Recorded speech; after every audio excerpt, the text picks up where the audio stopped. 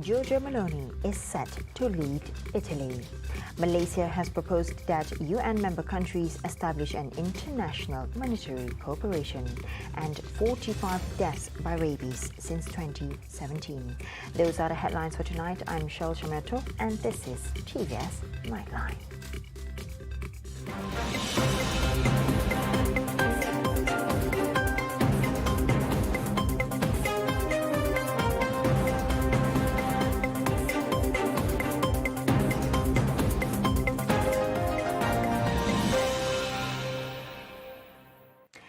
Giorgia Meloni looks set to become Italy's first woman prime minister at the head of its most right-wing government since World War II, after leading a conservative alliance to triumph at Sunday's September 25 election. Near-final results showed the rightist bloc should have a solid majority in both houses of parliament, potentially giving Italy a rare chance of political stability after years of upheaval and fragile coalitions. Giorgia Meloni, head of the Nationalist Brothers of Italy party, said on Monday, September 26, Italian voters had given a clear mandate to the right to form the next government and called for unity to help confront the country's many problems. Provisional results from Sunday's general election showed Meloni's Brothers of Italy, or FDI group, topping the polls with almost 26% of the vote, propelling an alliance of right-wing parties to clear majorities in both houses of parliament. At the last general election in 2018, FDI won just 4.3%. As head of the largest single party, Meloni will almost certainly get a nod from the head of state to form a new government and face up to a daunting array of problems, including surging energy prices and war in Ukraine. Friends and critics alike say the surge in support is largely due to the steely determination of Meloni, who won her first local election at 21 and became Italy's youngest ever minister when, at the age of 31, she was given the youth portfolio in Berlusconi's 2008 government. Malaysia has proposed that United Nations or UN member countries establish an international monetary cooperation mechanism to address various economic issues, including rising global inflation. Prime Minister Datuk Seri Ismail Sabri Yaakob said such a mechanism is necessary, considering that in an interconnected world, the policies and decisions made by some countries can affect other countries too. Saya memberikan contoh mengenai sebuah negara yang telah menaikkan kadar interestnya, kadar faedahnya dan kesannya menjejaskan negara lain. Jadi kita tidak ada kuasa untuk menyekat tindakan negara tersebut berdasarkan sistem monetary ataupun sistem kewangan masing-masing. The proposed establishment of the International Monetary Cooperation Mechanism would create a more effective and just system that is capable of balancing the needs of global development. He further stressed that the cooperation and coordination between countries need to be improved to achieve the goal of equitable economic prosperity. Since rabies first broke out in Sarawak in 2017, the state has recorded a total of 45 deaths. According to the Director of Sarawak Security and Enforcement Unit, Dr. Chai Kin Chung, 2022 has recorded an increase in rabies cases as compared to the previous year. In his speech during the launching ceremony of the Immune Belt Enforcement Team, or IBET, earlier today, Chai recalled the first instance of rabies reported in Surian Division on July 2, 2017. IBET will be focusing on rabies prevention and resolution through target removal, surveillance of dog movements, vaccinating dogs, collecting dog demographic data, establishing awareness and good relations with communities, as well educating the public as first responders should the need arise. Aside from addressing rabies-related outbreaks, Chai added that the IBET is specifically assigned to combat infectious diseases such as foot and mouth disease, HFMD, African swine fever, and others. 32 teams comprising 96 members will be deployed to the front line located along the state borders.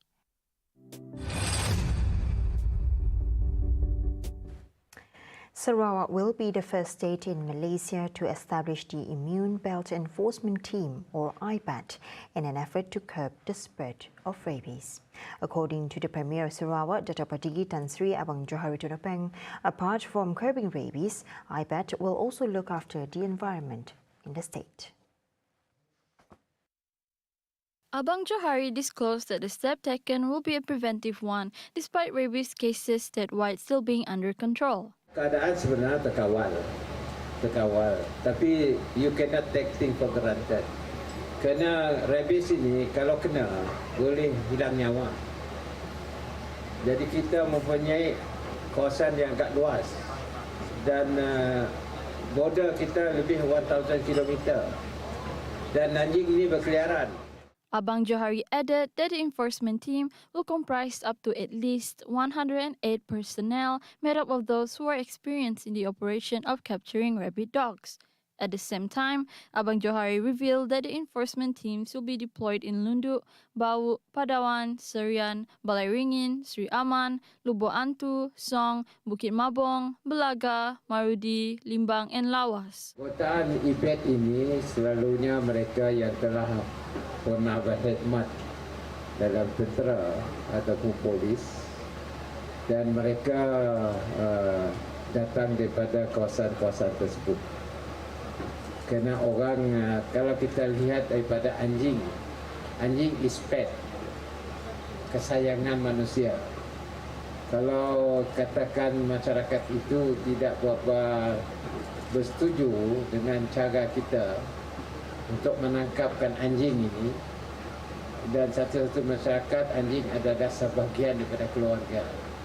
Jadi you need all the skill to handle this problem.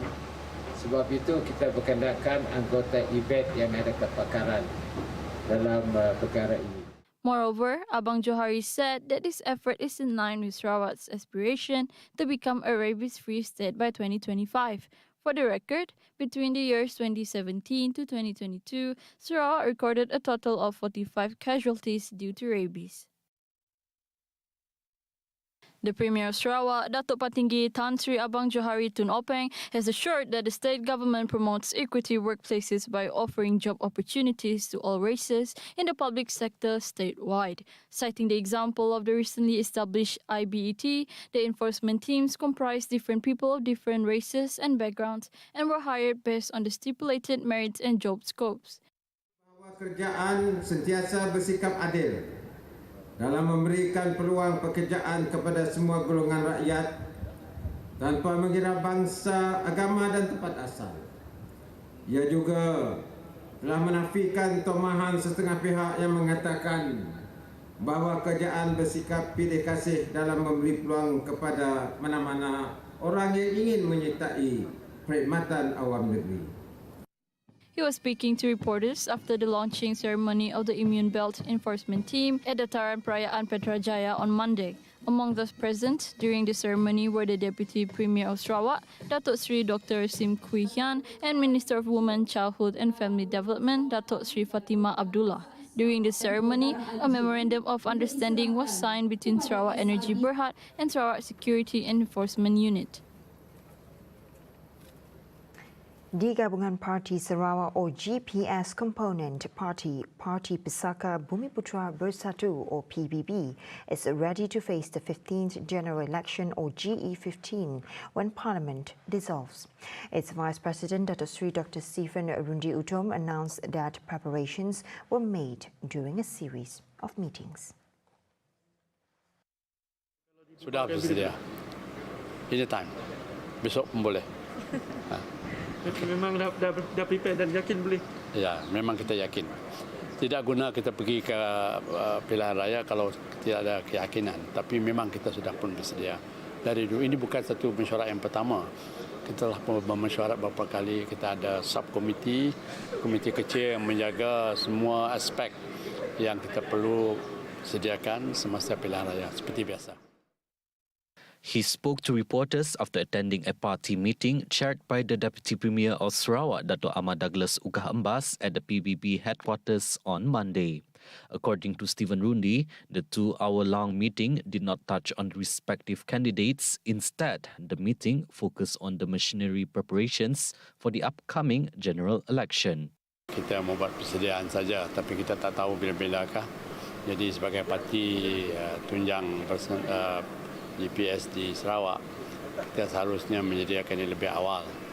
Dan kita hanya berbincang secara apa yang kita mau lakukan dan sebagainya. Dan kita akan lakukannya dari segi perspektif GPS, iaitu PBB, PDP, PRS dengan SPP. Untuk menentukan kita cukup bersedia apabila tiba masanya Yang Berhormat Perdana Menteri memberikan arahan bahawa kita memerlukan pilihan raya PRU 15. Among those present were the Deputy Secretary General, Dato' Ibrahim Baki, and PBB Women Chief, Dato' Sri Fatimah Abdullah. Mary City Council, or MCC, has won the Best Sustainable City Award in the 6th Annual Malaysia Tourism Council MTC Gold Awards 2022. The presentation ceremony is expected to take place for the first time in Kuching on October 22 and will be officiated by the Premier Sarawak, Datuk Padigi Tan Sri Abang Johari Tunopeng, who will be accompanied by the Sarawak Tourism Creative Industry and Performing Arts Minister, Datuk Sri Abdul Karim Rahman Hamzah. Coming up right after the break, Parliament will not be dissolved just yet, and 13 shot to death, gunmen suicide after mass murder. Right here on TVS Nightline, stay tuned.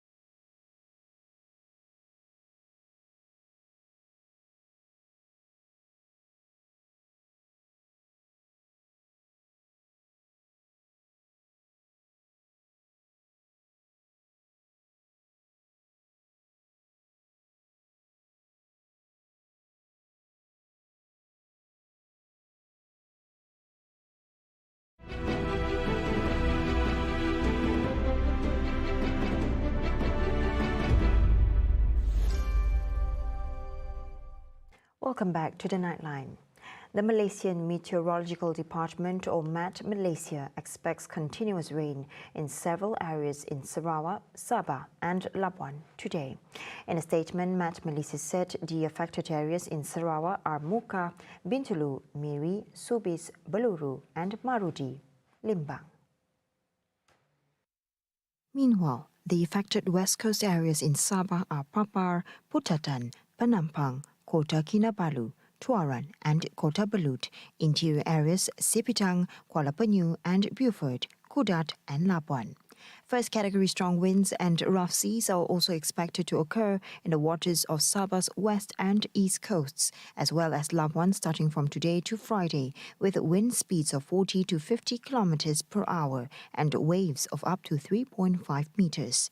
Met Malaysia also said that thunderstorms with heavy rain and strong winds are expected to occur in the northern states of Peninsular Malaysia, including Kelantan and Terengganu from September 28 to 30 as a result of Typhoon Noru, which has made landfall in the northern Philippines and is expected to move west towards Vietnam. Following this, westerly winds are expected to increase in the country's regional areas based on the Met Malaysia Weather Research and Forecasting Model Analysis, European Centre for Medium-Range Weather Forecasts and Global Forecast System. The public is advised to always check the website www.met.gov.my and social media, as well as download the MyTrocha application for the latest and verified information. As speculation intensifies as to when the 15th general election or GE15 will be called, Datuk Seri Ismail Sabri Yaakob said that he has yet to decide when to dissolve Parliament. The Prime Minister said any decision on the dissolution of Parliament will depend on the outcome of discussions by UMNO's top leadership on September 30. 30 bulan petang ada top 5 dan juga Biro Politik, malam ada MT.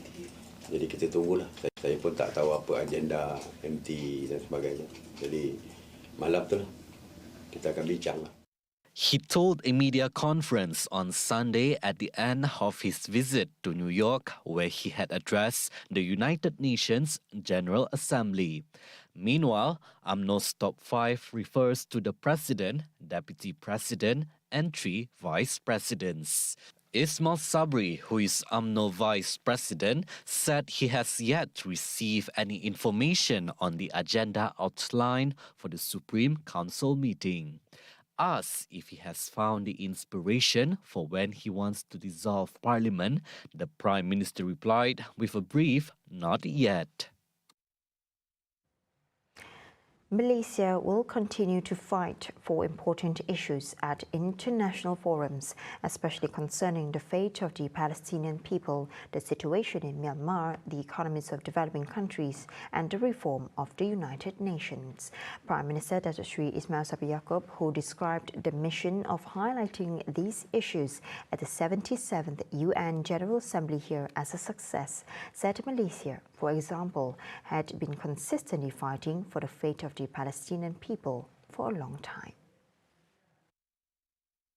The Prime Minister assured that Malaysia will continue to support Palestine until the cruelty against them is stopped and they establish their own country.